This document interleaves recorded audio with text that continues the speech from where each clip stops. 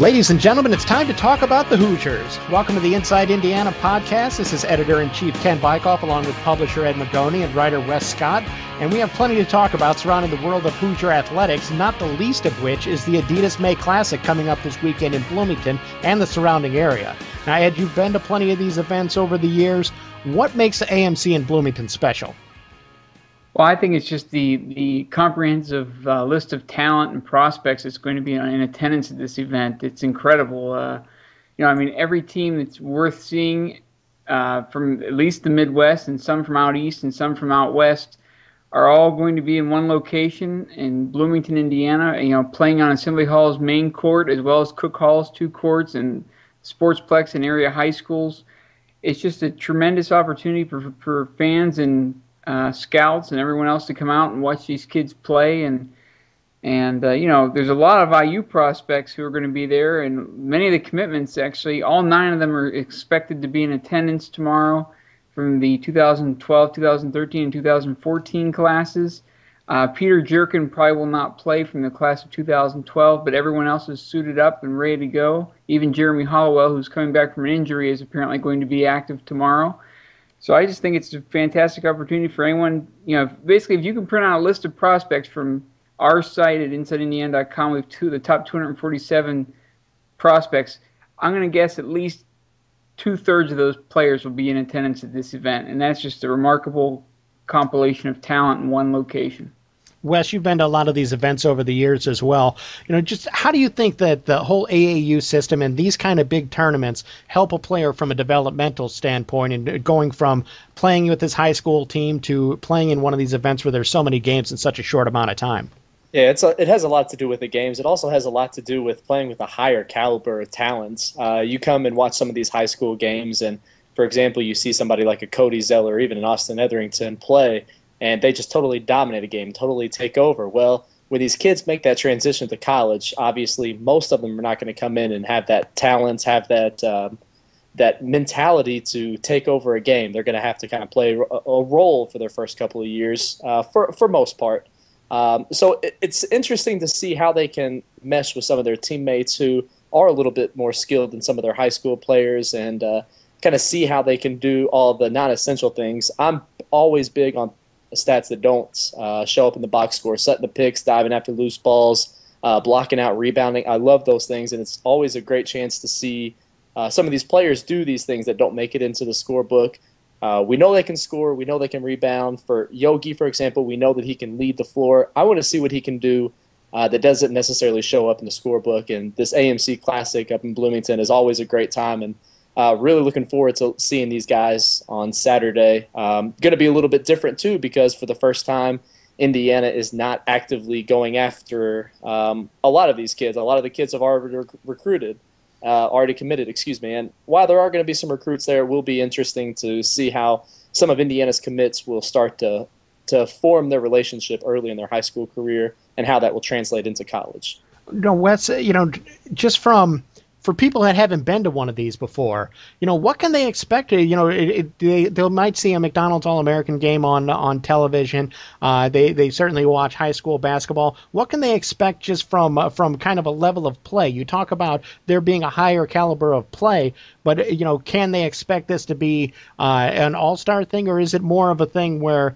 it is more of a high school style game where it's just a lot of set plays and things like that?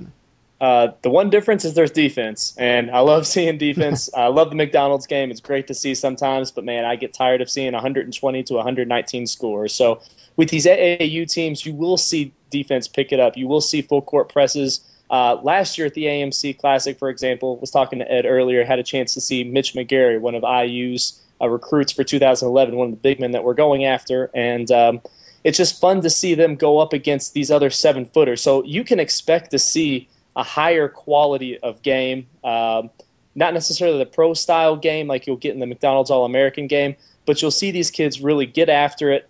Of course, later on Saturday night, early Sunday morning, the get-afterness of the kids slows down a little bit. Playing 3-4 games in a day can be awful tiring for them. But it's great just to watch some great atmosphere, some high-quality games. Last year, for example, a team from my neck of the woods in Jeffersonville, Indiana, Team Southern Indiana, actually knocked off Indiana Elite. So it's not one of these things where everybody goes in knowing that the big teams are going to win. Everybody has a chance. It's just like a mini March Madness for high school teams. I mean, these AAU teams are just totally stacked. It's great to see the high-quality players, and you're going to get good games. And that's what I like so much about the AMC as opposed to maybe a McDonald's game where, sure, you're there basically to just show off a little bit, have a little bit of fun. You want to have fun in AAU, but the main goal of it is to get better, and that is why the AMC sets itself apart probably from a lot of the other big AAU tournaments, is because we will get a lot of local teams. We will get, like Ed said, some from the East, some from the West,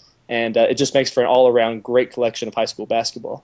And who do you think are some of the guys that, besides just the Indiana commits that you mentioned are going to be there, who are some of the guys that people should really be excited to see? Well, the number one on the top of my list is Gary Harris. Wes and I talked about him on the phone right before we started the podcast, and we've been having our eyes pop out of our heads for a couple of years now watching him play. I mean, he's obviously one of the most sought-after prospects left on the board for 2012. And he's a tremendous athlete, tremendous talent. He's strong. He can handle the ball. He's just an all-around great player. He plays for Hamilton Southeastern in Fishers, Fishers, Indiana. But he's just one of them.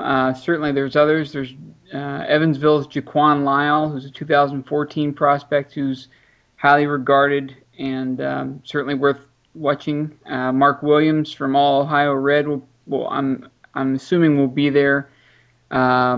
He's a 6'7" forward who we featured on our website earlier this week. He's kind of a Draymond Green type of player. Does a little bit of everything. And just to correct you before we move on, he's with TNBA Elite, I believe. I'm sorry. Out of Ohio. With that, but I just wanted to make sure that when people go there to see him, that they know who they're looking for. Who else should they look at? Well, Mitch McGarry's on All Ohio Red, so even if they showed up for the All Ohio Red game, they'll still be okay. But let me see here. There's just so many guys. Trayvon Blewett. He's Kevin Farrell's high school teammate who plays with Trey Lyles and James Blackman, P.J. Thompson. The list just goes on and on. Of course, you put me on the spot, and I can't think of anyone else who's. Well, it's just an amazing, bunch of talent. So, I mean, if you can get out to Assembly Hall to see that talent. Now, some of the talent that also has been moving around the state a little bit is former Indiana player Michael Lewis, who had spent a couple of weeks as an assistant coach at Loyola in Chicago after spending time at Eastern Illinois. Now he's been hired as an assistant coach with Brad Stevens at Butler. Now, with Dane Fife leaving IPFW to go to Michigan State earlier this year, you have two former Indiana players who've moved on to assistant coaching jobs at other programs. So I know that there are some people that are a little upset with that. They feel that some of that talent is getting away from a coaching standpoint. Ed, your thoughts on these moves and how it impacts Indiana at all? Well, that's the thing. I know a lot of people were upset about IU not adding former IU players as coaches, or they think it's a bad thing when an IU former player goes somewhere else to coach. I just think it's a great opportunity for Dane Fife and Michael Lewis. I don't think it detracts from Indiana University whatsoever. I think Tom Crean has a very good, core of coaches with him, with Benny Seltzer and Tim Buckley, who've been with him since Marquette. I think that's a very strong duo there.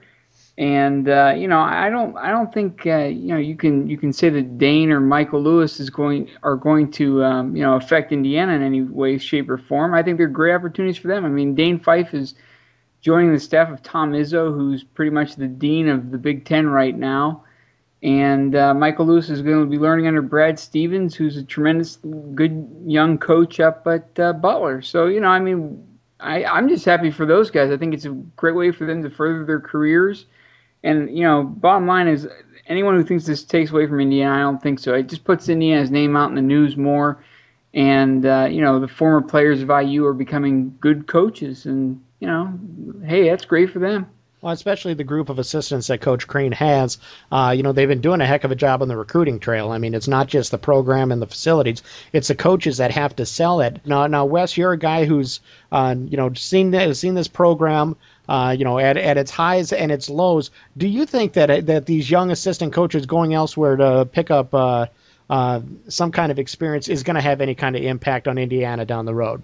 Not at all. I echo Ed's sentiments where I'm just happy for him. I mean, you have Tom Izzo, who arguably is one of the best coaches in NCAA history, probably one of the best that's out there today. You have Brad Stevens, who's an up-and-comer who's turned down all these major jobs to stick at Butler, obviously is getting all sorts of attention from media, from other coaches all around the league. So obviously these two are learning from the best. And it goes back to, sure, we want Indiana people here. That's obviously an ideal goal. But in the same token, we are having success on the recruiting trail. We will be having success on the court. Why do you want to go and try and break something up like that just to hire an Indiana name? Obviously, I want to have the Indiana people here, but do I want Keith Smart coaching the Indiana Pacers just because he's from Indiana? Nah, not really. I'm good with what we have. I'd rather them have the opportunity to better themselves outside. Of course, ideally, it would be great to get Michael Lewis and Dane Fife involved back into the program somehow, eventually, in some way down the road. But, right now, it won't negatively hurt IU. It is good just to get the Indiana name out there, and I think that going to Michigan State and going to Butler will help that process. And Wes, the thing that people need to remember with both Fife and Michael Lewis, Tom Izzo's been at Michigan State for quite some time. Who knows? Maybe Dane Fife will get a chance to move into that position once Tom Izzo decides to retire and move on to another job. Same thing. Brad Stevens is a hot young coach. Maybe Michael Lewis, with a few years of experience underneath his belt, will be able to move into the Butler job if and when Stevens moves on. Now, one of the hot topics that seems to be just sticking around, oddly enough, will be, Coach Tom Crean's job security at Indiana. Now, it's interesting to me because it seems that a lot of people from outside the program will look at the record of the past 3 years and talk about, just maybe if the seat's getting a little bit warm for Tom Crean. I personally don't think so. I don't think it's something that should even be in the discussion, but it is something that keeps being brought up by people outside the program. Ed, your thoughts on people who say maybe he should be getting a little bit toasty? Toasty, that's good. I don't even think his seat is lukewarm right now. I don't see where people are coming up with this. He took over a program that was completely decimated, and he's heading into his fourth year. First 3 years were completely rebuilding. Had a lot of player turnover. There was no real continuity. Everyone was learning his system and then learning how to play with their teammates because there were so many new kids coming in every season. And not to mention the number of injuries he's had to absorb over the first 3 years. And now you look at the 2011 class, 2012, 2013, 2014 recruiting classes, and it's all coming up Tom Crean. I mean, it's he's got a great class coming in this season with Cody Zeller leading the way. He's got an even better class coming in 2012. And then 2013 and 2014 both have 2 solid commitments in them. So I just don't see where everyone's coming up with all this pressure on these people, or pressure on Tom Crean. He's doing what he can right now, and that's recruiting, and he's trying to build the core of the team, which he's already got in place. And I think Indiana's on its way. Once he gets the foundation set, then you can go into the reloading phase instead of just the straight rebuilding phase, and Indiana will probably enter that coming this season. Well, and Ed, you talk about just the talent.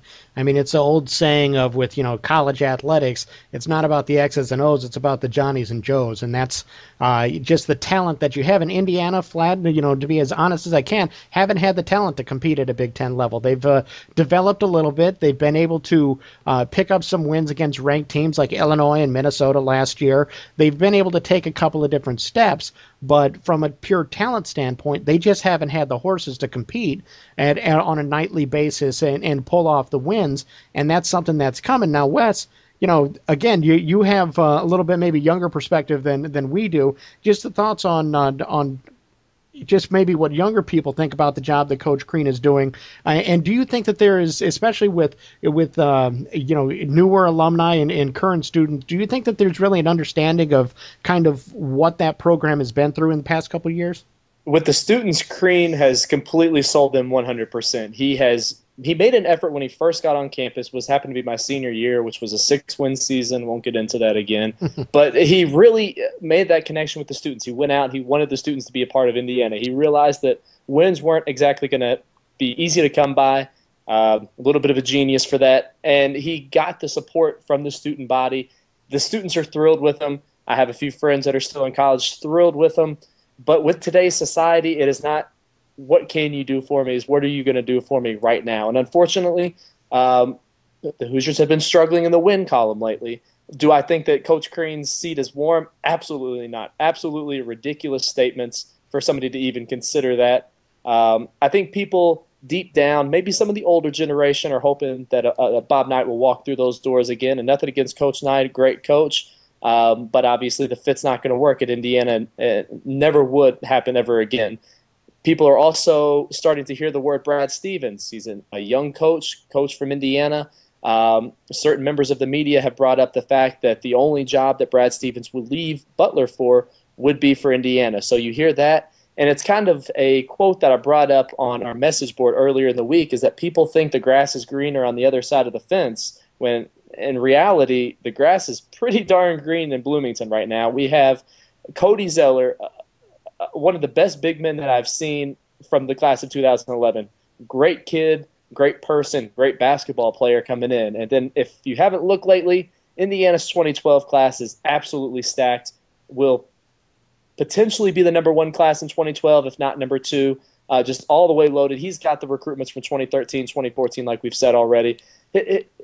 For people to bring up that his seat is hot is ludicrous. I know that you have to look at wins and losses, but you also have to look at what he walked into, which a first season was one returning starter who averaged, 1.9 points per game. You don't win very often with that. So the students right now are in love with Tom Crean. I think it's a little bit of the older generation who has seen the 1970s, the 1980s, all this basketball of consistent winning, and they may yearn for those days. And unfortunately, it's not here yet, but it will be coming very soon. So I think people need to just take a deep breath, give it a little bit of time, because Indiana will be back. There's no doubt about that. Pat Forty, in an article on ESPN.com today, said college basketball just isn't as much fun without Indiana being good, but don't worry, it's coming. So with that said, everybody knows Indiana's going to turn it around, and Coach Crean will be the reason that Indiana does return to prominence. Yeah, and there's no question that, the struggles that the program's gone through the past few years, it has been tough on fans. I mean, I don't argue that. I've been there for the games, and as an IU alum, it's tough to see Indiana struggle as much as they have. But the fact that the future is bright, and you talked about kind of how society is. You don't get 5 years to turn a program around anymore at most schools. Here at Indiana, the administration understands exactly what that program has been through. Tom Crean understood it when he came on. That's why he got a 10-year contract.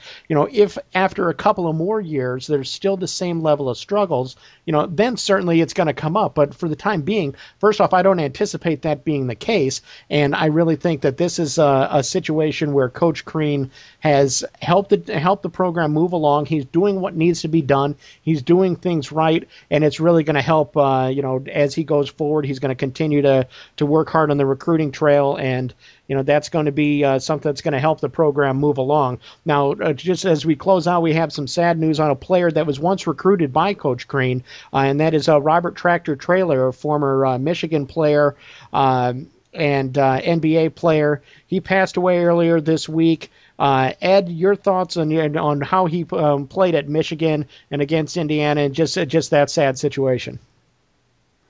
Well, he was prominent in the league when I first joined on to the Indiana University basketball beat back in the late '90s, and he was a great player. I mean, there's no question. He just bulldozed people in the paint, including IU's forwards, and threw them around like rag dolls. I mean, he was 6'8", 300. If he was 120 pounds, he was 300 pounds. And he's just a big, gregarious, guy. I mean, he was a great interview, great quote. He did things that didn't seem possible for a guy his size. I mean, he was light on his feet, and when he got the ball in the post, you could pretty much book it. I mean, he averaged 16 and 10, I believe, in 1998. And, he was just a tremendous basketball player. And, I kind of lost track of him after he went to the NBA. I didn't pay that much close attention to him because he didn't end up with a Midwest team. I believe he went to Dallas, and then he was traded to Milwaukee. And, but, it's just, he was a tremendous college basketball player. He was seemed like a nice kid. Just a lot of fun to watch, and he handled the Big Ten forwards pretty easily. So he was just a great player, and I'm sad to see him go. Interesting story about Tractor Trailer. When I was at a former job covering the Dallas Mavericks, the Mavericks selected Robert Tractor Trailer in the draft, and then traded him to Milwaukee, like you said, for some German kid named Dirk Nowitzki. And it was real controversial at the time because the ownership at the time, it wasn't Mark Cuban, it was the owners before them, had a reputation of trying to stock that roster with white players because there was a feeling that they felt that they could market white players better than they could African-American players in Dallas. And people were really upset about it, but obviously that trade worked out great for the Mavericks. And people look at Traylor as somewhat of a disappointment because his NBA career wasn't what they hoped it would be. But the bottom line is that, like you said, Tractor Trailer was a beast in college, and he's somebody that I'm sure Wolverine fans look back with a lot of fondness with him. And it's just a shame to hear the news that he's passed away. Well, that's all the time we have for now. We appreciate you taking the time to listen. For Ed Magoni and Wes Scott, this is Ken Bikoff. Thanks for listening, and pace yourself.